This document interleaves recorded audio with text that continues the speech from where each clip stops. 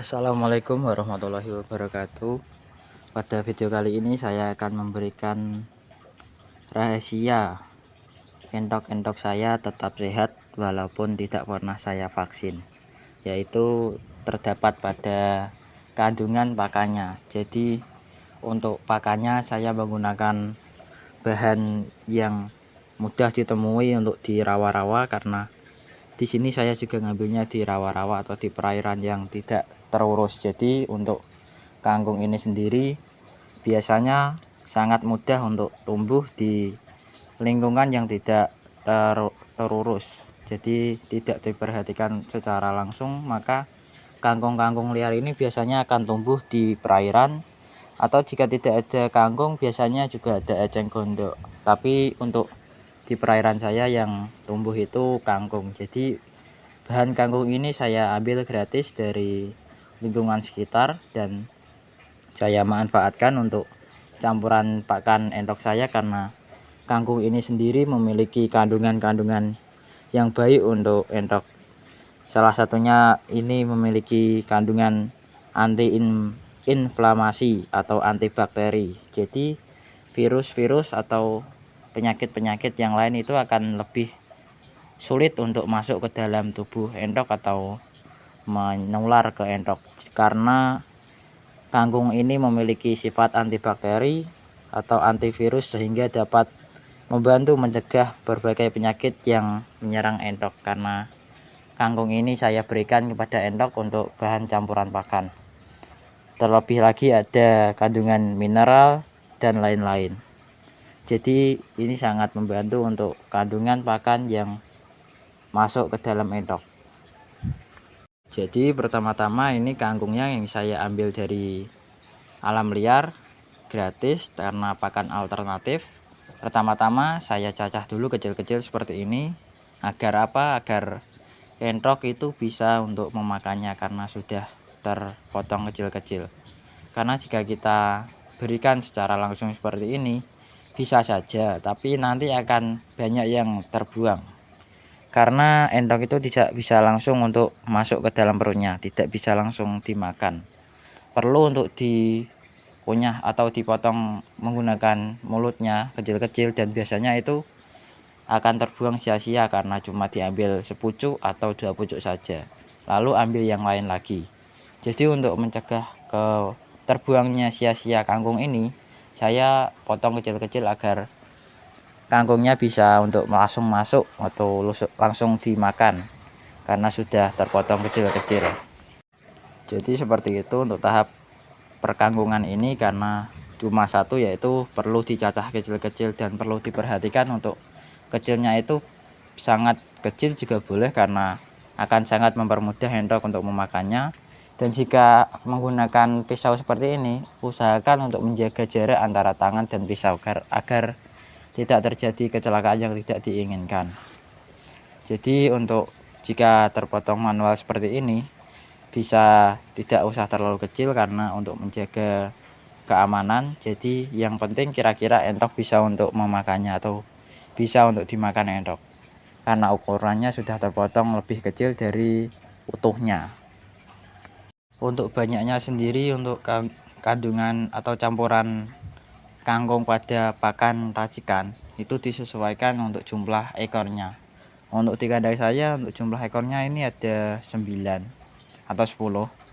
Jadi untuk banyaknya ya sekira-kira 1 baskom seperti ini. Jadi sekali racik penuh biasanya, atau kurang sedikit setengah, lebih sedikit biasanya. Untuk banyaknya bisa diatur sendiri karena kangkung kebanyakan juga tidak terlalu baik, dan jika sedikit maka akan lebih boros di pakan pabrikannya atau bekatul yang lain-lain ya. Jadi untuk banyaknya itu bisa disesuaikan masing-masing, karena kandungannya juga baik, tapi jika terlalu banyak juga tidak terlalu baik, karena keseimbangan itu penting. Jadi tidak boleh berlebih-lebihan dalam mengambil pakan alternatif agar menekan biaya, tapi entok-entoknya bisa kekurangan nutrisi yang lain, karena kandungan kangkung saja tidak cukup untuk memenuhi kebutuhan tubuh dari entok atau imun dari entok. Biasanya jika terlalu banyak kangkungnya, maka pertumbuhan atau kesehatannya juga akan lebih lemah karena terlalu banyak kangkung dan nutrisi yang lain tidak terpenuhi dari pakan pabrikan yang lain yang ada di dalam kandungannya.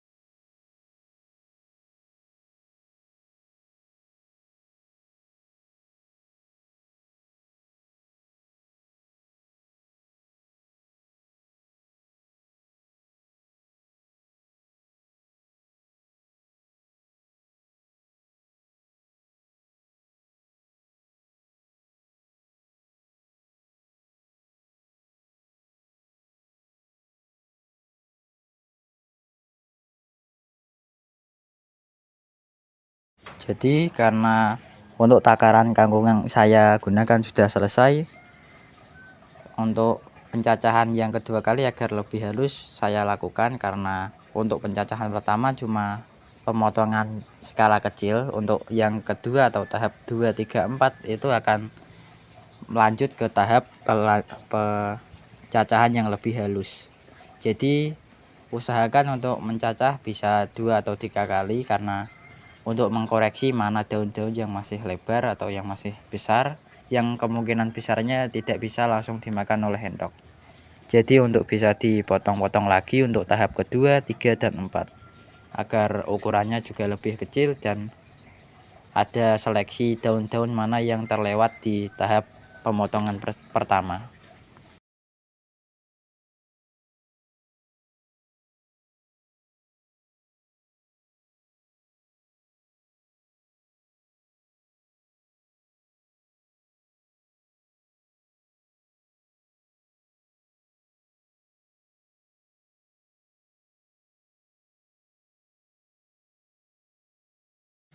Jadi seperti inilah untuk hasil pencacahan saya, tidak terlalu besar dan tidak terlalu kecil, yang memiliki kisaran endok itu bisa untuk memakannya. Jadi seperti ini.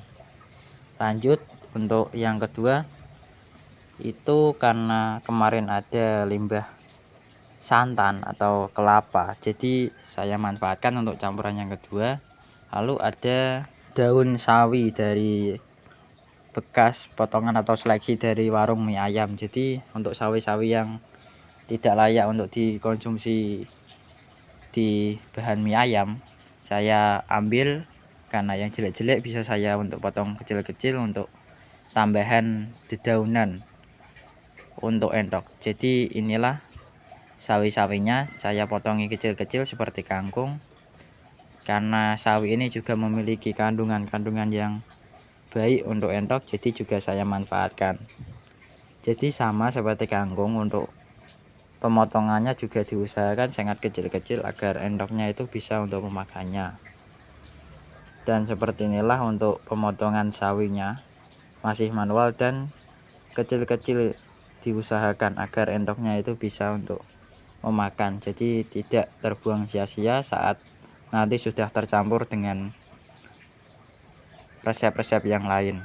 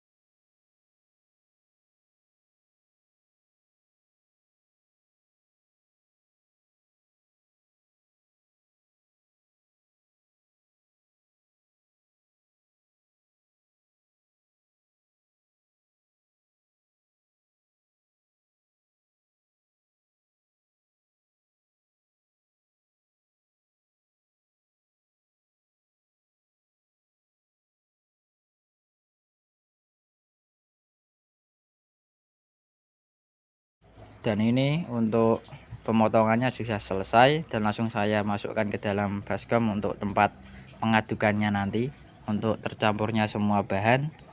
Dan untuk separutan kelapa yang bekas santan juga saya masukkan agar menambah serat-serat dalam pakan. Jadi ini semua sudah saya masukkan dan terlihat ada beberapa yang tidak masuk ke kriteria pakan entok, jadi saya ambil lagi dan saya buang-buang yang kemungkinan tidak bisa dimakan. Untuk daun-daun yang masih lebar juga saya potongi lagi karena kemungkinan tidak bisa dimakan entok jika masih utuhan. Jadi dipotong kecil-kecil lagi untuk seleksi yang kedua agar semuanya dipastikan kecil-kecil dan bisa untuk dimakan entok semua.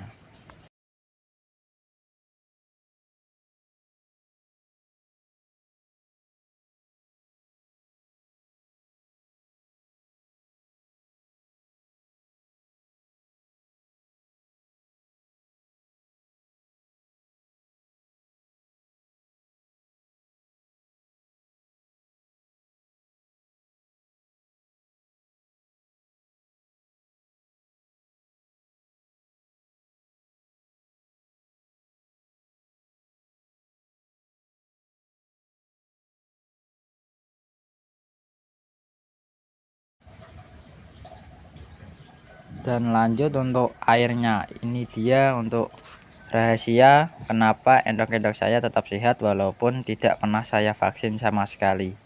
Jadi ini air fermentasi dari silase atau tetes tebu dan EM4 yang peternakan yang warnanya coklat. Ini saya campur dalam semalam, lalu paginya saya kasih ke endok dengan parutan jahe. Untuk banyaknya jahe bisa disesuaikan dengan banyaknya pakan yang dibutuhkan dalam satu hari. Jadi untuk sekali parut ini bisa untuk pagi dan sore, karena airnya nanti tidak semuanya langsung habis, karena akan tersisa sedikit untuk nanti campuran sore. Jadi untuk sekali parut atau sekali fermentasi semalam untuk pakan pagi dan sore, karena di peternakan saya untuk pemberian pakan sehari 2 kali, yaitu pagi dan sore. Jadi untuk jahenya ini diparut sampai halus lalu langsung saja dimasukkan ke dalam campuran air fermentasi yang saya lakukan semalam, yaitu silase atau tetes tebu dan EM4. Banyaknya air juga disesuaikan dengan kebutuhan satu hari pakan, yaitu pagi sore atau biasanya siang dan malam, karena umumnya sehari 2 kali. Beda lagi kalau dalam sistem pembesaran, karena itu akan mengejar bobot dari endok itu sendiri. Jadi pastikan untuk ini diparut, tapi jika tidak ada parutan bisa untuk dicacah kecil-kecil agar bisa meresap ke dalam air campuran ini. Jadi seperti inilah.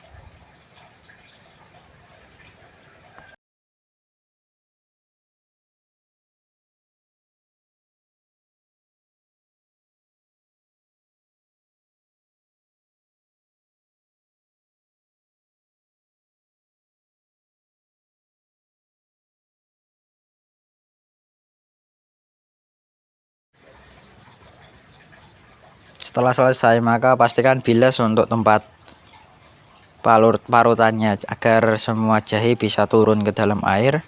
Lanjut untuk campuran yang kedua ini, untuk air saya berikan gula pasir. Banyaknya juga kira-kira ini kalau saya ember segini sekitar seginian. Lebih dari 10 sendok kalau dihitung pakai sendok. Jadi sekitar segitu, lalu pastikan untuk gulanya itu tercampur merata, jadi tidak mengendap di bawah dan bisa tercampur di airnya semua. Setelah gulanya sudah tercampur merata dengan air, lanjut untuk airnya ini digunakan untuk campuran di dalam pakan yang tadi, yang di dalam baskom. Dan seperti inilah untuk tampakan airnya. Jadi ini campuran dari tetes tebu, EM4, jahe dan gula pasir. Jadi seperti inilah. Lanjut seperti tadi, untuk airnya digunakan untuk campuran pakan yang tadi yang saya cacah-cacah. Lanjut untuk dimasukkan saja untuk airnya. Jadi ini air dulu baru bekatul untuk sistem pakan jamunya. Jadi ini untuk ramuan agar entok-entok tetap sehat walaupun di cuaca hujan yang dingin tanpa vaksin. Jadi penyakit-penyakit bisa untuk diatasi dengan campuran imun ini. Jadi diharapkan untuk kuman-kuman atau virus-virus bisa untuk menghindar atau lebih sulit untuk masuk ke dalam tubuh endok. Karena jika virus itu sudah masuk, maka penanganannya sangat rumit. Jadi lebih baik kita untuk mengantisipasi agar virus-virus itu tidak untuk datang ke dalam tubuh endok. Jadi tidak merasuki ke dalam endok. Jadi setelah saya masukkan airnya, jadi seperti ini, diaduk-aduk sebentar, dan seperti inilah untuk penampakannya. Ini sudah tercampur dengan air, jadi seperti ini. Lanjut untuk campuran selanjutnya, yaitu biasanya bekatul, polar, dan konsentrat. Karena jika seperti ini saja tidak memiliki kandungan dari pabrikan yang dibutuhkan untuk endok. Dan seperti inilah untuk bekatul, dan ini konsentratnya dan polar di dalam plastik. Untuk bekatul saya menggunakan 2,5 gayung seperti ini, kira-kira 1 kilo lebih. Jadi sekali pakan saya menghabiskan bekatul 1 kilo. Karena untuk mengejar kebutuhan dari endok agar bertelur. Dan selanjutnya saya kasih untuk polar, dan ada juga konsentrat. Untuk polarnya 2 genggam biasanya saya. Jadi untuk memenuhi kebutuhan nutrisi dari endok. Setelah semuanya masuk, lanjut untuk diaduk merata agar semua kangkung dan sawi-sawi yang tadi dimasukkan bisa tercampur rata dengan bekatul dan yang lain-lain. Karena itu akan mempengaruhi saat endok makan apakah semuanya masuk ke dalam tubuh untuk racikannya atau tidak. Jadi untuk pengadukan pastikan untuk diaduk rata. Dan seperti inilah untuk hasil adukan saya. Ini bisa langsung dikasihkan ke endok. Jadi endok siap untuk makan. Terlihat untuk endok-endoknya sangat baik sekali untuk mood makannya, jadi semuanya makan. Jadi tidak ada yang tidak makan atau tidak mau dengan resep kali ini di farm saya. Sekian video kali ini. Wassalamualaikum warahmatullahi wabarakatuh.